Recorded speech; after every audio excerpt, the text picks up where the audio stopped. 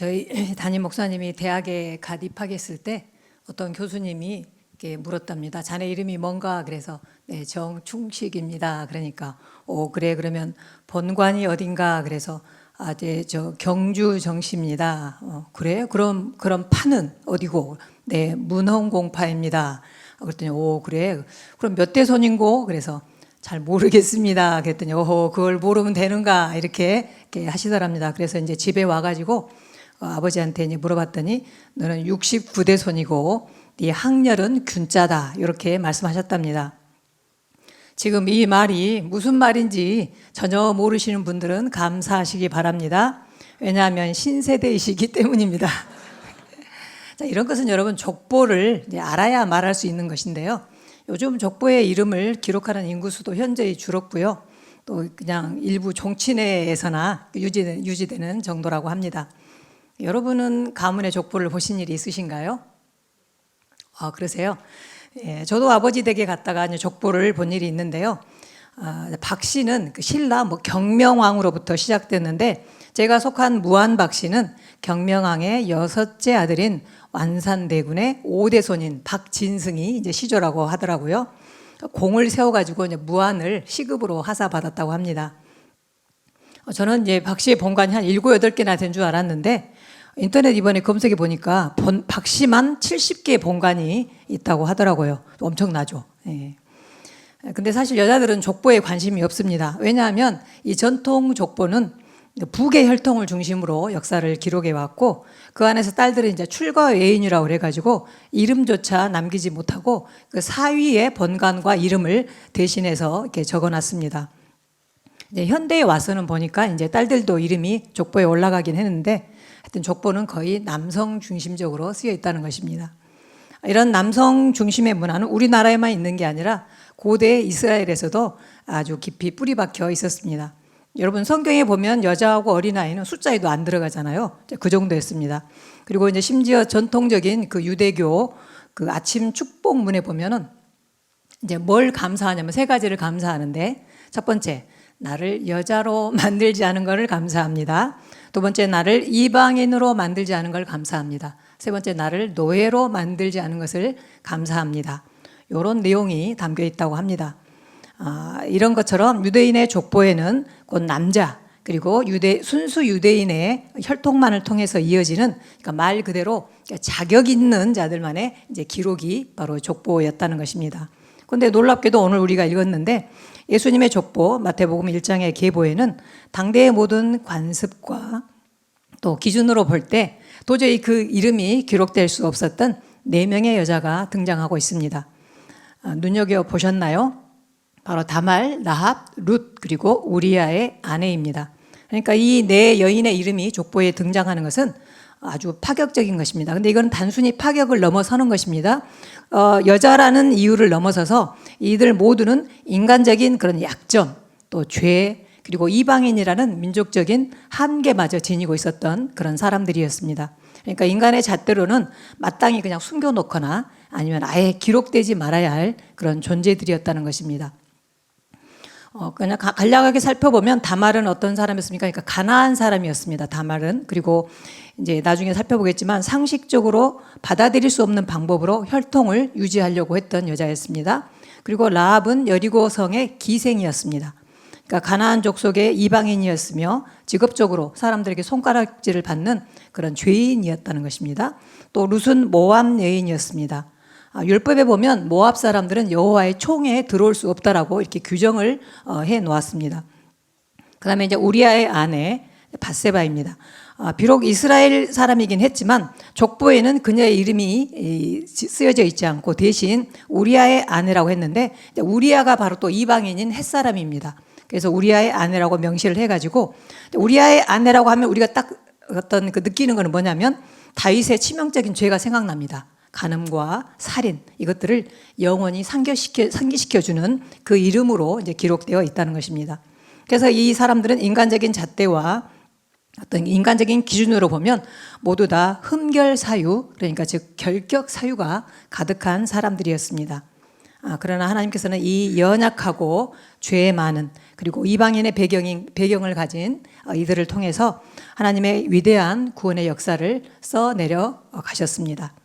이로써 마태복음 족보는 우리에게 분명한 복음의 진리를 선포하고 있는데요. 구원은 인간의 어떤 도덕적인 공로나 혈통적 자격에 달려 있는 것이 아니라 오직 하나님의 주권적인 은혜와 믿음을 통해서만 이루어진다는 그런 진리입니다. 만약에 구원이 유대인의 순수한 혈통이나 흠없는 행위에 의해서만 가능했다면 이 4명의 여자들은 결코 예수님의 족보에 이름을 올릴 수 없었을 것입니다. 그러나 하나님께서는 우리의 예상을 뛰어넘어서 이들의 이름을 당신의 구원 계획 속으로 이들을 초청하신 것입니다. 여러분, 예수 그리스도의 족보는 나는 자격이 있다 이렇게 주장하는 인간들의 교만을 깨트리신 것입니다. 예수님의 계보는 오직 하나님의 은혜로만 세워진 구원의 비밀이고 우리 같은 죄인들을 향한 하나님의 사랑의 선포인 것입니다. 자, 우리 오늘 본문 마태복음 1장 1절은 모든 구속사적인 의미를 단 하나의 구절로 압축해서 지금 선포하고 있습니다. 우리 마태복음 1장 1절 우리 함께 읽어보겠습니다. 시작. 아멘. 자, 이 짧고 간결한 이 선언은 예수님의 계보가 단지 그 이름들의 나열이 아님을 지금 보여주는데요. 이것은 하나님께서 오래전에 인류에게 주셨던 2가지 위대한 약속이 바로 예수 그리스도 안에서 완전히 성취되었음을 선언하고 있습니다.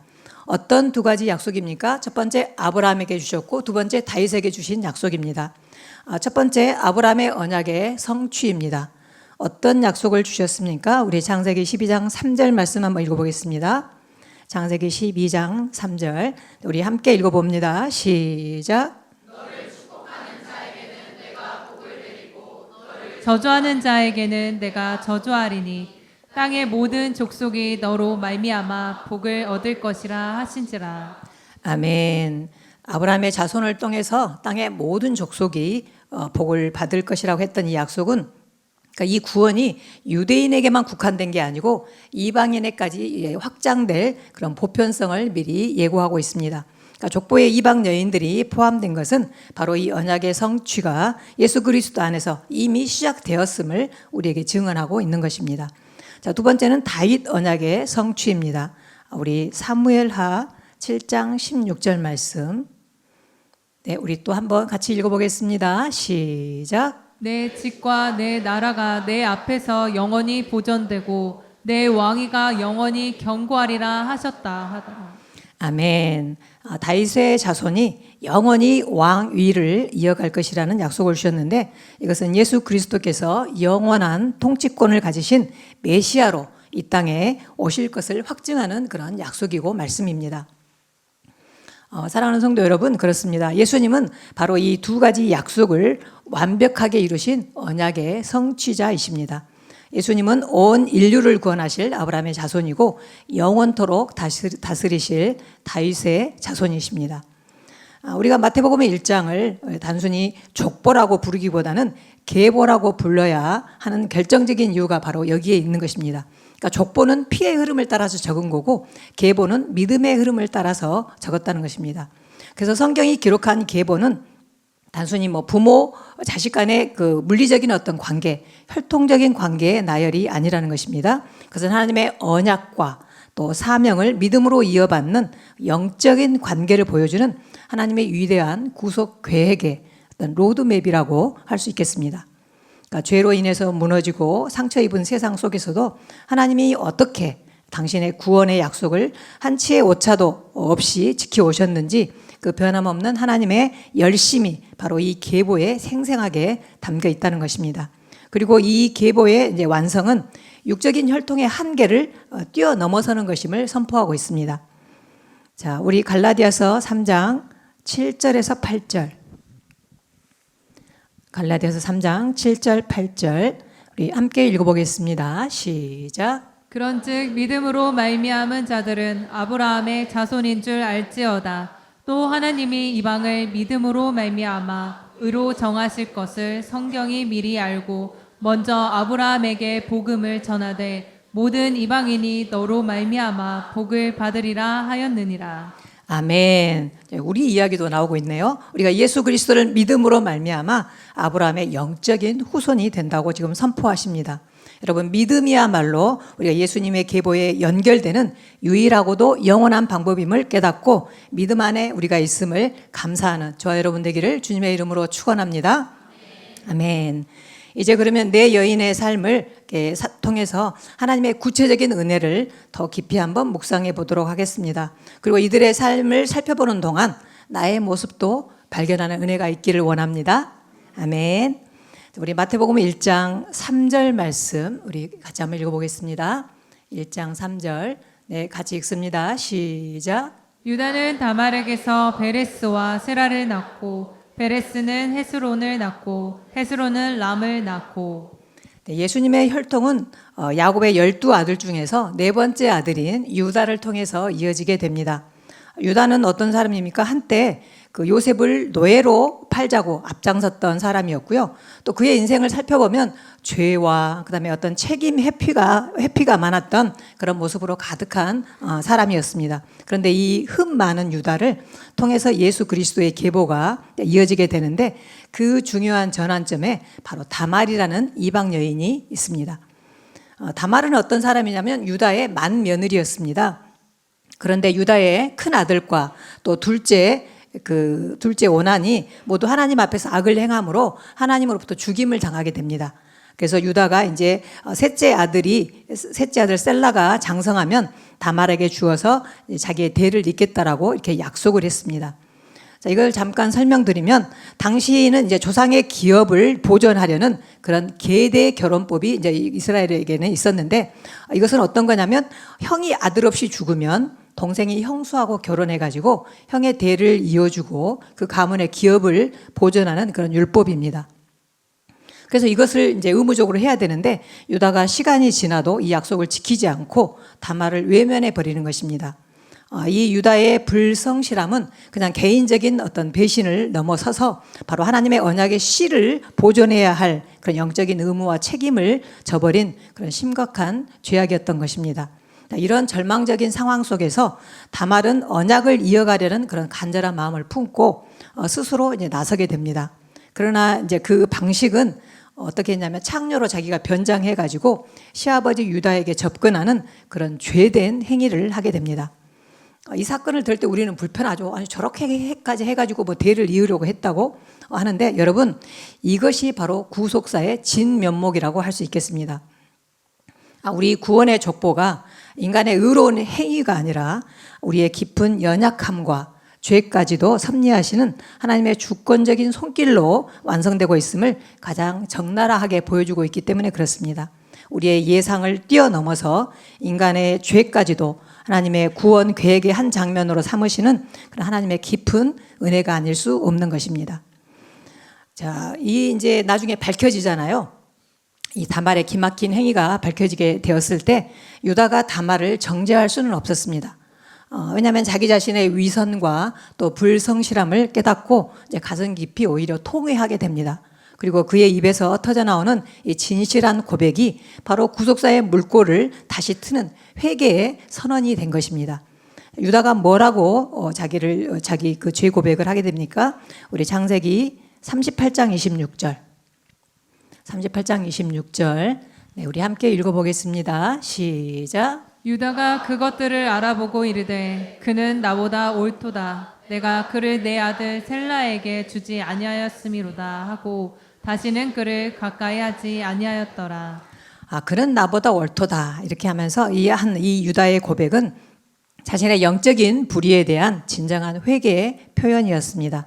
그는 이 회개를 통해서 이제 변화되었고 훗날 나중에 보면은 이제 베냐민을 위해서 자신의 생명을 걸고 희생하는 그런 리더십의 모습도 보여주게 됩니다. 여러분 인간의 실패와 죄악은 진실한 회개라는 그런 정직한 통로를 통해서 하나님의 위대한 구속 역사 속에 기적처럼 편입되는 것입니다. 우리 모두 진실한 회개를 할 수 있기를 주님의 이름으로 축원합니다. 아멘. 자, 그 다음 살펴보겠습니다. 마태복음 1장 5절 상반절 말씀.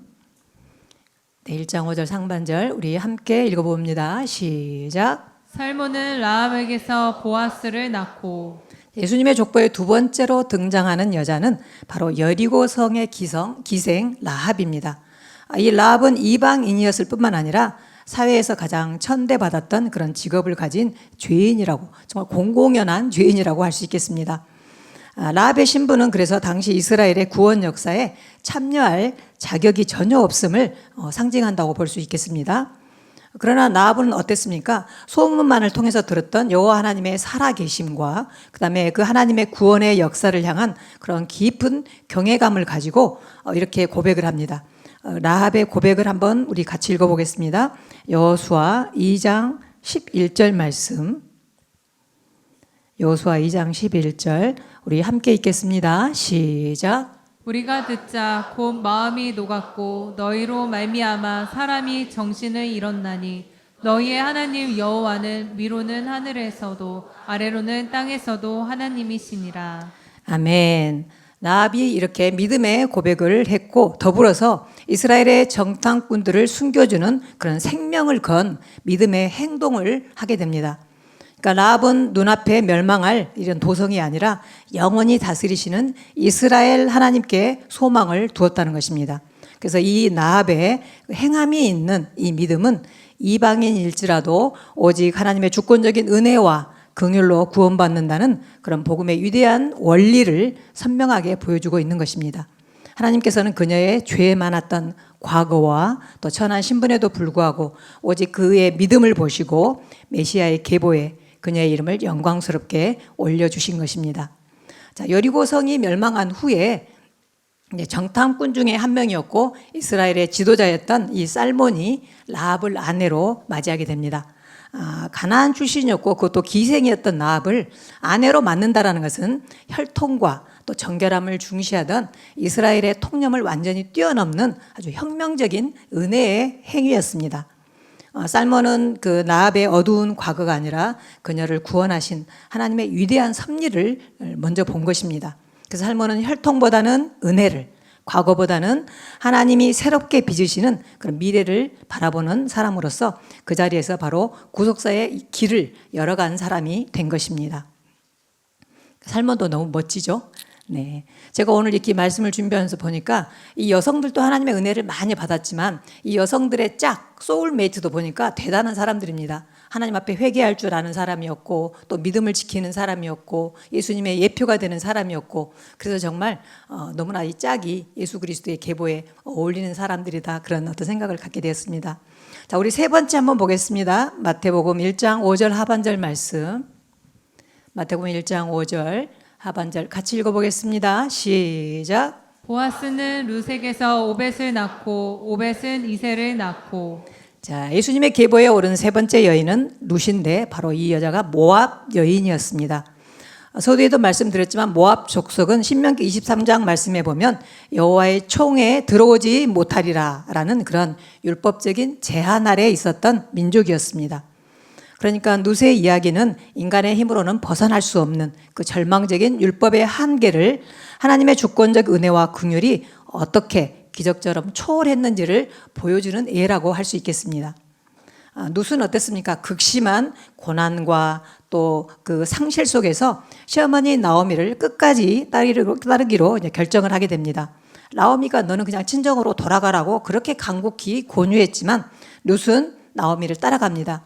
이것은 룻이 그냥 어떤 나오미에 대한 단순히 인간적인 그런 사랑을 넘어서는 위대한 신앙을 또 고백하게 됩니다. 자, 이 룻의 신앙도 한번 보겠습니다. 룻기 1장 16절 말씀.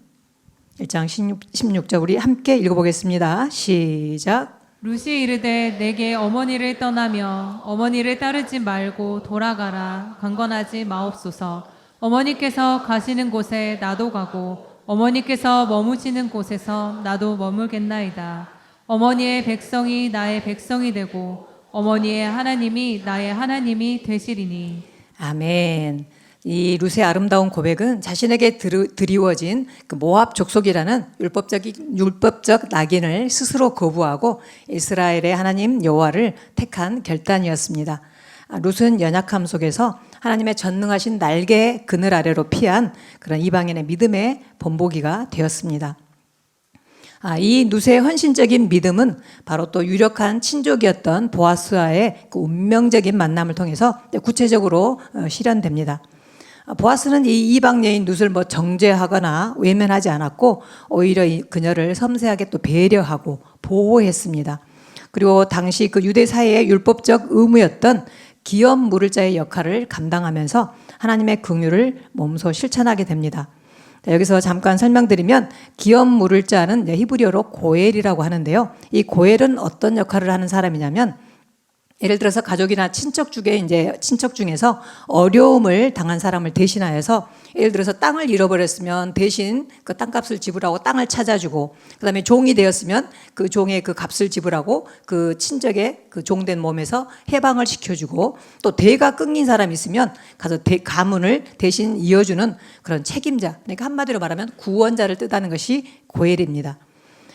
보아스의 이런 행위는 하나님의 구원하심에 율법을 무너뜨리는 것이 아니고 오히려 율법을 완성하고 그 안에서 하나님의 사랑과 긍휼을 실천하는 방식으로 이제 진행되어감을 이제 보여줍니다. 율법으로 배제되었던 모압 여인 룻을 대가를 지불하고 룻을 구원한 이 보아스는 바로 누구를 예표하냐면 죄와 사망 아래에 있던 인류를 구원하기 위해서 자신의 생명을 내어주고 율법의 저주에서 우리를 해방시킨 바로 진정한 기업 물을 자이신 바로 예수 그리스도의 모습을 미리 보여주고 있는 것입니다. 보아스도 또 너무 멋지죠. 네, 우리 이제 마태복음 1장 6절 말씀만 보겠습니다. 마태복음 1장 6절. 네, 함께 읽겠습니다. 시작. 이새는 다윗 왕을 낳으니라. 다윗은 우리아의 아내에게서 솔로몬을 낳고. 자, 예수님의 족보에 기록된 네 번째 여인은 그녀의 이름 밧세바 대신 우리아의 아내라는 파격적이고 충격적인 호칭으로 지금 불리고 있습니다. 이 저자 마태가 이 우리아의 아내라는 호칭 속에 바로 다윗의 간음과 살인이라는 엄청난 죄악을 영원히 새겨 넣은 것입니다. 밧세바는 다윗 왕의 간음과 그 죄를 덮기 위해 충신 우리아를 전쟁터에서 죽게 한 그런 끔찍한 비극의 한복판에 있는 여자입니다. 마태가 밧세바의 이름 대신 우리아의 아내라고 기록한 것은 이 계보가 다윗 왕조의 영광을 칭송하기 위해서 적은 것이 아님을 분명히 하고 있는 것입니다. 오히려 이 우리아의 아내라는 표기는 어떻습니까? 다윗 왕의 영광 뒤에 숨겨진 어떤 인간 본연의 연약함 그리고 죄악성을 적나라하게 폭로하며 하나님의 구속 역사가 무슨 왕의 권력이나 인간의 도덕적인 탁월함에 기반하고 있는 것이 아님을 강력하게 지금 선언하고 있는 것입니다. 나단 선지자의 책망 앞에 다윗은 어떻습니까? 즉시 자신의 죄를 인정하고 내가 여호와께 죄를 범하였노라고 이렇게 고백하면서 깊이 통회하는 모습을 보이게 됩니다. 우리 시편 51편 1절에서 3절 네, 우리 함께 읽어보겠습니다. 시작. 하나님이여 주의 인자를 따라 내게 은혜를 베푸시며 주의 많은 긍휼을 따라 내 죄악을 지워 주소서. 나의 죄악을 말갛게 씻으시며 나의 죄를 깨끗이 제하소서. 물은 나는 내 죄가를 아오니 내 죄가 항상 내 앞에 있나이다. 아멘. 우리가 예수님의 계보에 들 수 있는 사람은 죄를 안 지은 사람이 아니고 죄를 회개하는 사람입니다. 자, 하나님께서는 이 다윗의 이 죄에 대해서 엄중한 심판을 내리셨지만 놀랍게도 언약의 신실함을 따라서 다윗을 버리지는 않으셨습니다. 죄악의 자리에서 태어난 첫 번째 아이는 이제 죽었지만 하나님께서 다시 밧세바를 통해서 솔로몬을 낳게 하셨습니다. 솔로몬의 출생은 무엇을 말해줍니까? 다윗의 하나님과의 회복된 관계 그리고 하나님의 주권적인 은혜의 결과임을 지금 보여주고 있는 것입니다. 그래서 이것은 다윗과의 언약이 다윗의 완벽한 행위에 달린 것이 아니라 오직 하나님의 변치 않는 약속의 신실함에 근거함을 분명히 보여주고 있는 것입니다. 사랑하는 성도 여러분, 오늘 우리는 마태복음의 족보 속에서 만난 네 여인 다말과 라합과 룻 그리고 우리아의 아내를 통해서 놀라운 복음을 확인했습니다. 세상의 기준으로 볼 때는 결코 예수님의 조상이 될 수 없었던 이들, 죄인, 이방인, 낙오자, 실패자들의 연약한 혈통 속에서 하나님은 당신의 아들 예수 그리스도의 계보를 굳건하게 세워나가고 계신 것입니다. 여러분, 이 은혜는 그들만의 것입니까? 이 놀라운 진리는 오늘 이 자리에 있는 우리 모두에게도 가장 확실한 복음으로 다가오는 것입니다. 우리 모두는 어떤 사람이었습니까? 본질상 진노의 자녀였습니다. 그리고 죄와 사망의 계보 아래 있던 사람들이었습니다. 그래서 우리가 우리 스스로를 아무리 단장하고 꾸민다고 해도 그 혈통은 바꿀 수 없는 것이었습니다. 그러나 여러분, 예수 그리스도의 십자가는 그 모든 과거의 계보를 단번에 끊어내고 우리 안에 새로운 계보를 열어주셨습니다. 인간의 혈통이 아니라 하나님의 은혜로 이어지는 하늘의 족보에 우리를 다시 기록해 주신 것입니다. 아멘. 아멘. 일본에는 킨츠기라는 독특한 도자기 복원 기법이 있습니다. 이것은 단순히 깨진 그릇을 본드로 붙이는 게 아니고 깨진 틈마다 금가루를 정성스럽게 메워 넣습니다. 그래서 그렇게 복원된 도자기는 이전보다 더 아름답고 더 귀하게 여겨진다고 합니다. 그러니까 흠이 감춰지는 게 아니고 오히려 그 부분이 그 작품의 중심이 되는 것입니다. 그래서 사람들이 그것을 금빛 상처라고 부릅니다. 한번 사진을 한번 볼까요? 네, 바로 이렇게 만든다는 것입니다. 예쁘죠? 네, 그 다음 보시죠. 네, 유일한 그릇이 되는 것입니다. 네, 여러분, 사랑하는 성도 여러분, 하나님께서도 우리의 인생을 그렇게 다루십니다. 깨어지고 흩어진 조각들을 외면하지 않으시고 그 위에 그분의 은혜와 사랑이라는 금으로 이어붙이십니다. 그분의 손길 아래 우리의 상처는 부끄러운 흔적이 아니라 하나님의 구원과 자비를 증언하는 은혜의 표식이 됩니다. 혹시 여러분의 삶에도 깨진 부분이 있습니까? 실패의 조각, 죄의 흔적, 또 감추고 싶은 상처가 있으십니까? 근데 여러분, 바로 그 자리가 하나님이 일하시는 자리입니다. 그 틈으로 은혜가 스며들고 그 깨어진 위에 하나님은 새로운 구원의 이야기를 새기십니다. 그래서 여러분, 믿음의 사람의 인생은 흠없는 인생이 아닙니다. 깨어졌으나 은혜로 이어진 인생입니다. 금으로 이어지고 메워지듯이 하나님의 손에 붙들린 인생은 상처 때문에 더 귀하고 눈물 때문에 더 깊어진다는 것입니다. 그리고 바로 이것이 우리가 구원의 계보 안에서 누리게 되는 회복인 줄 믿습니다. 아멘. 아멘. 우리 요한복음 말씀 한번 보겠습니다. 요한복음 1장 12절 13절. 우리 한번 크게 읽어보겠습니다. 시작. 영접하는 자 곧 그 이름을 믿는 자들에게는 하나님의 자녀가 되는 권세를 주셨으니 이는 혈통으로나 육정으로나 사람의 뜻으로 나지 아니하고 오직 하나님께로부터 난 자들이니라. 아멘. 여러분, 이제 우리는 더 이상 마귀의 가문에 속한 사람들이 아닙니다. 예수 그리스도의 피로 새롭게 기록된 하늘의 족보, 은혜의 가문에 속한 사람들입니다. 그러므로 여러분은 어떠한 경우에도 낙심하거나 절망하지 마시기 바랍니다. 과거가 어떠하든 상처가 어떻게 남아있든 하나님은 그 모든 조각 위에 금빛 은혜를 덧입히십니다. 그래서 실패는 믿음의 유산으로 변할 것이고 눈물은 은혜의 보석이 될 것입니다. 오늘 또 예수 그리스도의 십자가 아래에서 깨어진 조각마다 주의 손길이 닿아서 금빛으로 이어지는 은혜의 인생 되시기를 주님의 이름으로 간절히 축원합니다. 아멘. 우리 적용 질문 보겠습니다.